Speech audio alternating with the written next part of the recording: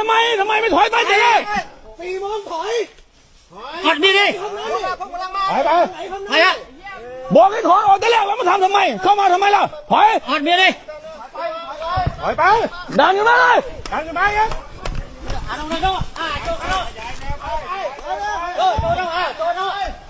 ใหญ่ออก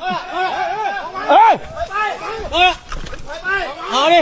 มาอันเพียรเดินขาจ้ะมาดูเยอะบอกว่าเขาไปอีกเนี่ยนี่ดิเยอะเดี๋ยวไอ้ใหญ่เคลียร์ตามมากี่เคลียร์มันตายไปกันเลยไปถอยไป